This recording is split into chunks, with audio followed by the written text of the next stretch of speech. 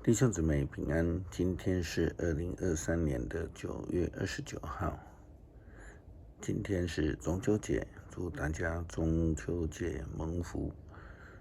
今天的经文是诗篇78篇第1节到第4节，12节到16节，民数记20章第1节到第13节，使徒行传第13章32节到41节。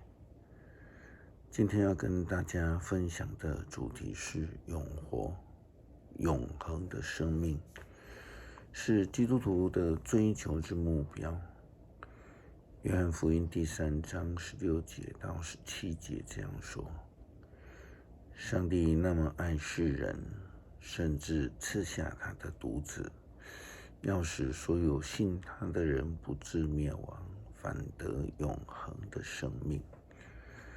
因为上帝差遣他的儿子到世上来，不是要定世人的罪，而是要借着他来拯救世人。约翰说得非常明白，就是要让所有相信的人得到永恒的生命。耶稣基督也好几次提到永远不再渴的水，永远不再饥饿的面包。基督徒的福气其实不在乎世上的生命有多长，而是应该要追求获得将来的永恒的生命的赐福。但是人总是会聚焦在肉体上的需求，如同出埃及的以色列人，他们遇到了没有东西可以吃、没有水可以喝的情况。民数记第20章第1节到第13节记载了以色列人在旷野进入到加底斯时遇到没有水可以喝的事件。经文这样记载：正月，以色列全体会众来到寻得旷野，在加底斯扎营，米利安死在那里，就安葬在那里。他们扎营的地方没有水，人民聚集到摩西和亚伦那里，埋怨说：从前我们的同胞以色列人曾死在上主的圣幕前，我们宁可跟他们同死。你为什么领我们到这旷野来？是不是要我们跟牲畜一起死在这里？你为什么领我们离开埃及到这不毛之地呢？这里没有五谷，没有无花果、葡萄或石榴，甚至连水都没得喝。摩西和亚伦离开了会众，站在圣幕门口，他们俯伏在地上，上主的荣光就向他们来显现。在这件事情上面呢，我们看到了2个的问题，还有后续的经文了。第一个问题是以色列人的问题，当他们遇见没有水可以喝的时候，没有办法种植这一些果树的情况之下，他们就起而攻击摩西和亚伦，并且大大的抱怨。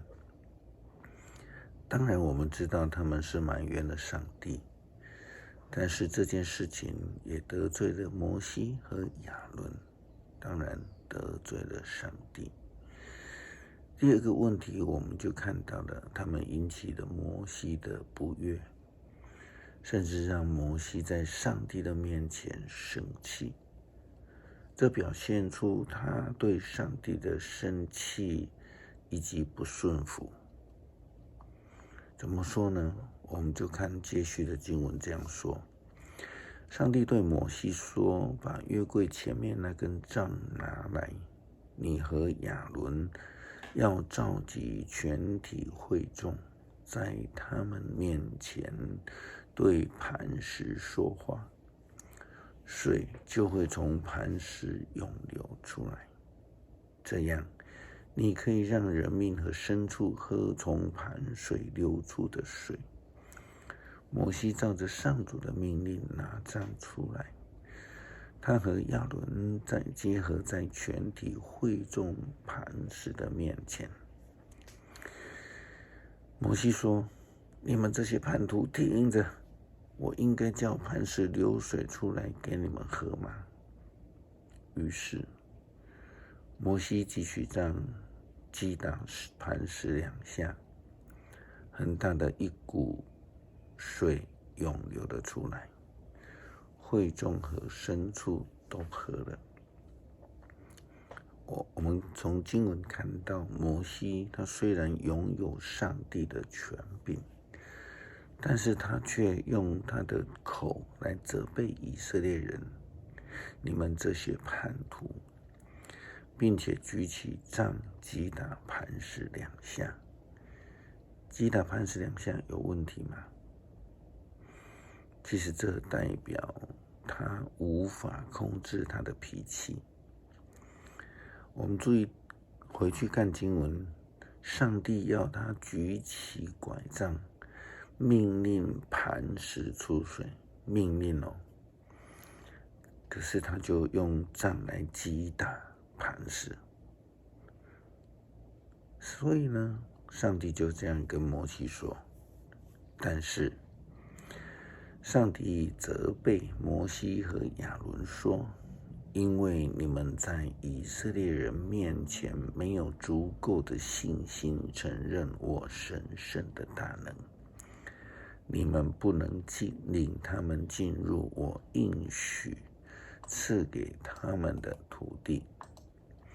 这是发生在米利巴，以色列人在那里埋怨上主，上主也在那里向他们显现自己的神圣。耶稣基督他复活的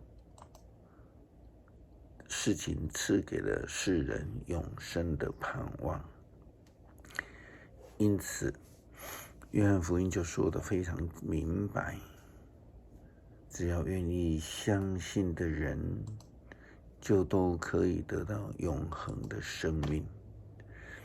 使徒行传这样说道：我们现在已经把这福音传给你们了。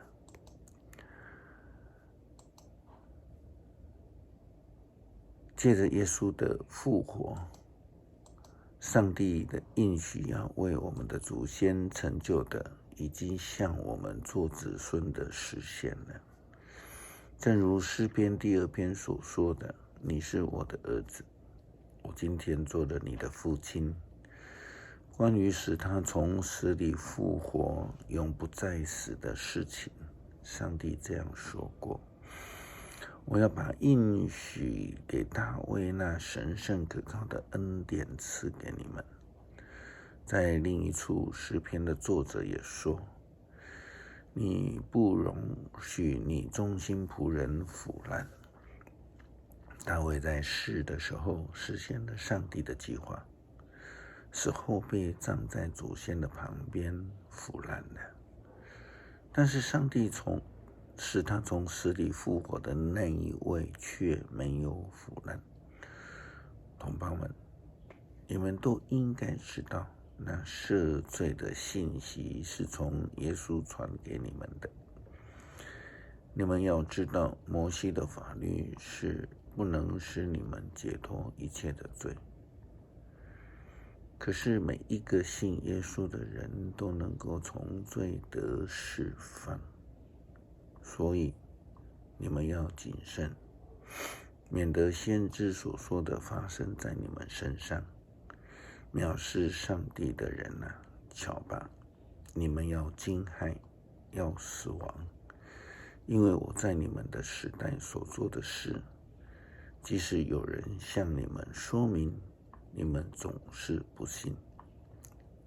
信吗？信的人就必能够得到永生。使徒行传告诉我们说，你们总是不信。信的人应该要有盼望的，应该要愿意跟随上帝的呼召，应该要愿意被上帝改变，一起进步，一起经过旷野，一起经历上帝的救恩，进入永恒。诗篇78篇第1节到第4节，我的人民啊，要听我的教诲，你们要留心听我的话。我要用比喻说明，我要用寓言揭开历史的奥秘，就是我们所听见、所知道，我们祖宗告诉我们的事。我们不向子孙隐瞒这些事，却要向下一代说明上帝的美意、全能和一切奇妙的作为。上帝在所安的旷野，在埃及，当着他们祖宗的面前行了神迹。他把海分开，领他们过去。他使水像墙一样的站立。